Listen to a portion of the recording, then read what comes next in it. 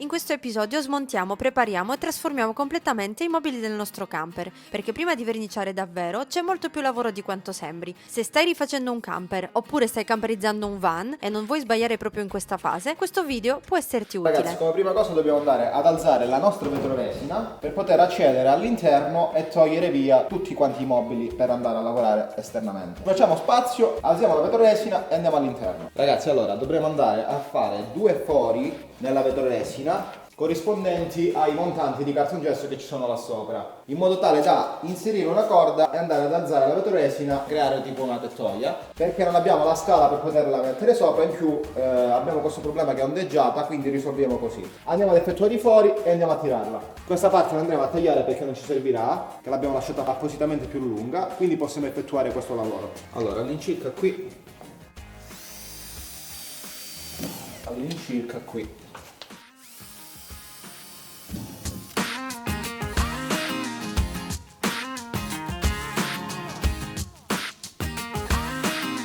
Ok ragazzi, ok. Abbiamo una piccola tettoia dove poter mangiare quando fa caldo. Ci facevamo la domanda come fare la tettoia del camper, ecco come. Allora, adesso non ci rimane che andare a togliere tutto quanto l'ambaradan che c'è dentro.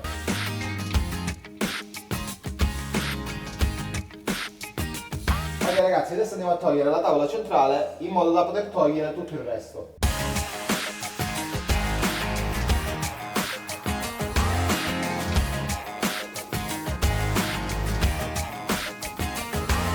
Ragazzi, fa strano, è di nuovo tutto vuoto qua dentro il camper. Lo voglio pieno di nuovo, colorato.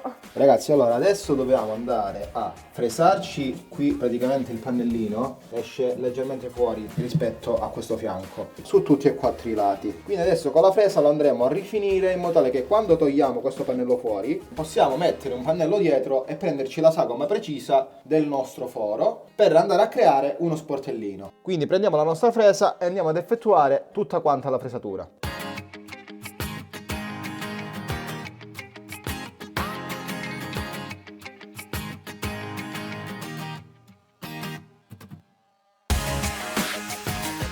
Ok ragazzi, allora ci siamo, lavoretto pulito, tutti i fianchi ben a filo con le spallette. Ora quindi possiamo andare a rimuovere il pannello e a togliere anche questo insieme ai pensili sia da questo lato che dall'altro per poter passare quindi alla verniciatura.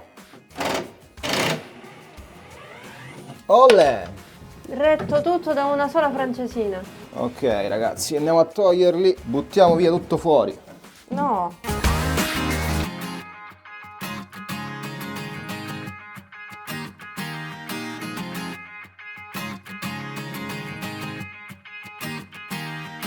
Beh ragazzi, male che va, abbiamo tutti i mobili pronti per arredare qualcosa.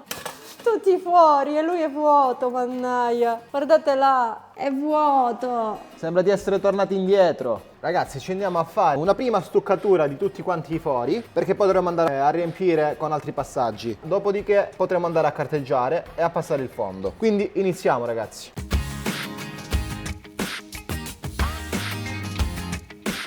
Ragazzi, lo stucco che utilizziamo è sempre lo stesso che abbiamo utilizzato per il resto del camper, quindi quello con la fibra di vetro. Se vi interessa vi mettiamo il link sotto perché il barattolino c'ha lo scotch intorno perché si era rotto. Non so come l'abbiamo schiacciato, non me lo ricordo più. È caduto.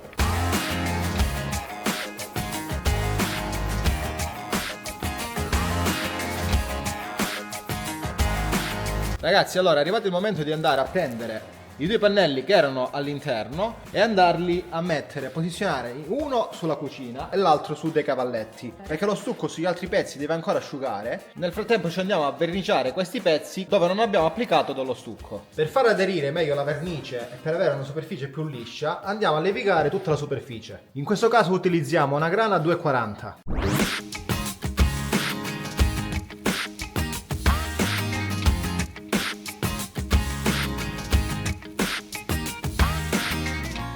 Allora ragazzi, ci stiamo andando a preparare per effettuare il passaggio del fondo. Allora utilizziamo un fondo per il legno, in questo caso utilizziamo quello della Sigma. Vi lasciamo il link comunque in descrizione di tutti gli articoli che andremo a utilizzare. Prima di tutto lo andiamo a diluire a parte, non lo andremo a diluire tutto insieme perché non lo andiamo ad utilizzare tutto in questo momento. Cosa importante perché altrimenti si andrebbe a rovinare con il tempo. Ricordiamo sempre, se andate a diluire la vernice, mettetela da parte in un altro recipiente e diluite quello che vi serve. Quello che non vi serve lo lasciate senza acqua, così durerà di più nel tempo. Quindi andiamo a prenderci quello che ci occorre, lo mettiamo nel recipiente. Prima di tutto ci andiamo a fare una bella mescolata in modo tale che il prodotto si vada ad amalgamare bene, perché all'interno la parte più densa tende a scendere mentre quella più leggera tende a salire. Prima di tutto la cosa importante è fare una bella mescolata.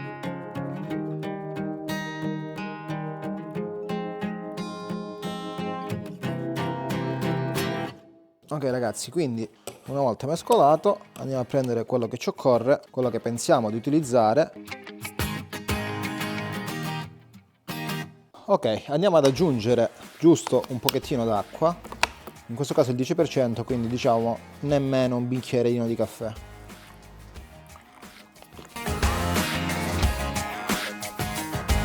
Ok, ce l'andiamo a mettere in questo caso in un contenitore. E iniziamo finalmente la verniciatura. Questo passaggio della base è fondamentale e viene spesso sottovalutato. In realtà il fondo è uno dei passaggi più importanti, perché da qui dipende la resa finale di tutti i mobili.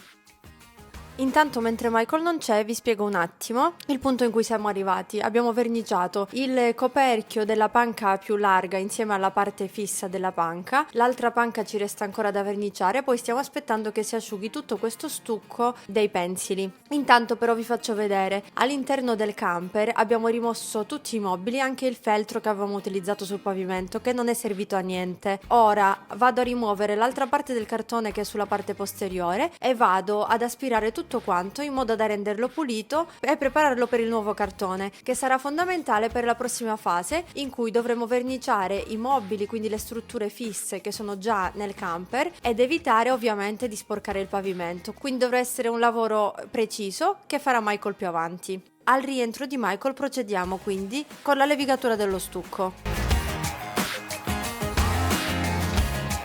e poi con la prima mano di fondo sui pensili.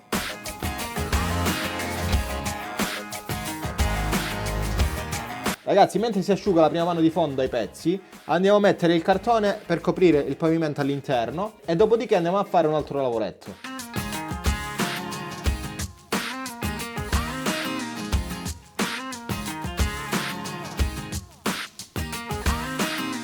Ragazzi, allora ora che abbiamo tutto bello incartato, quindi possiamo andare a lavorare all'interno, non ci rimane che andare a stuccarci le viti dei passaruota in modo tale da preparare anche il passaruota alla verniciatura. Dopodiché andremo a, tramite i cavi pilota che ci sono passati nei tubi che arrivano ai nostri tagli nel soffitto, andremo a sostituirli con dei cavetti. Quindi iniziamo a stuccare il passaruota, successivamente andiamo a passare i cavetti nei tubi degli oblò, sperando che tutto vada a buon fine e che riusciamo a passarli facilmente. Così iniziamo a dare il via all'impianto elettrico nel camper. E qui ragazzi rispondiamo all'indovinello del video precedente, dove vi avevamo chiesto di indovinare il prezzo del portaposate. Il prezzo però lo trovate scritto in descrizione, così non roviniamo la sorpresa a chi non ha ancora visto il video precedente. Ecco qua tutto stuccato. Adesso passiamo a inserire e a far passare il cavetto dell'alimentazione dei nostri oblò. Utilizzeremo un cavetto da 3 x 1,5 che andiamo a legare adesso al nostro cavo pilota e lo andremo a tirare. Ora Giustina dall'altra parte mi aiuterà e andiamo a passare questo cavetto. Ok, abbiamo un po' di resistenza. Ok ragazzi, cavetto arrivato. Come sempre nelle curve abbiamo delle difficoltà, però siamo riusciti ad arrivare. Adesso ne lasciamo sicuramente un po' di più, andiamo a fare un bel nodo in modo tale che il cavo non vada indietro e ci siamo. Stessa cosa da quest'altro lato ragazzi, lo andiamo a lasciare un pochettino più lungo e lo andiamo a tagliare. Poi andremo a mettere una cassetta, quindi poi il collegamento lo faremo successivamente. E il primo cavo ragazzi è stato passato. Passiamo ai successivi. Anche qui ovviamente ci andiamo a spellare un po' di cavo in modo da avere una buona giunzione. Ok ragazzi, ci siamo. Vai Giustina. Con calma, sempre. Ok. Vai! Ok ragazzi, secondo cavo passato. Ce l'abbiamo ragazzi, ce l'abbiamo. Andiamo a effettuare il nodo anche qui.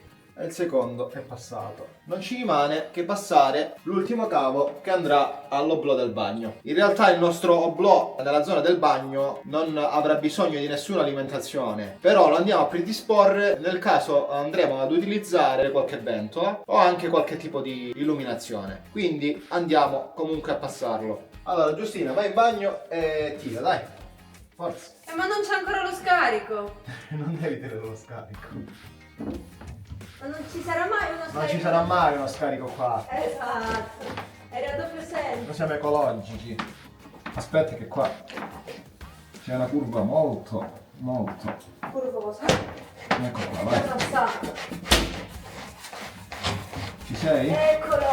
E anche questo è fatto ragazzi. La prima fase del passaggio cavi è stata effettuata. Ragazzi, ora vi farò vedere un attimino come andremo a canalizzare l'impianto. Allora, qui praticamente in questo mobiletto dovremo andare a forare e uscire quindi nella parte superiore del tetto e faremo uscire i nostri cavi dei pannelli solari. Dopodiché andremo a inserire dei tubi qui con delle fascette apposite. Scenderemo e potremo andare a finire dove alloggerà il nostro impianto elettrico, quindi nella nostra panca, per poter collegare quindi i nostri MPPT dove andremo a collegare i nostri pannelli solari. Quindi faremo questo passaggio qui. In seguito andremo a capire insieme tutti quanti i vari passaggi che andremo a fare per andare a collegare tutte quante le altre utenze. Guardate Giustina come si è messa ragazzi. Vi sembra una cosa normale? Devo provare la resistenza. Funziona? Resiste bene? Abbastanza. Si può fare qualche posizione di yoga. I nostri passaruota ragazzi sono a prova di yoga. Ragazzi, successivamente andremo a farci anche un rinforzo per montare il nostro pannello, ma questo lo facciamo in seguito perché adesso si è fatta una certa. Per questo video è tutto, la prossima volta continuiamo con la trasformazione e scopriremo finalmente il colore che abbiamo scelto per i mobili. Speriamo che sia quello definitivo e che la scelta che abbiamo fatto è quella effettiva. Perché non è stata una decisione facile, ci abbiamo pensato per veramente tanto tempo. Quindi ci vediamo venerdì prossimo, un bacione, ciao!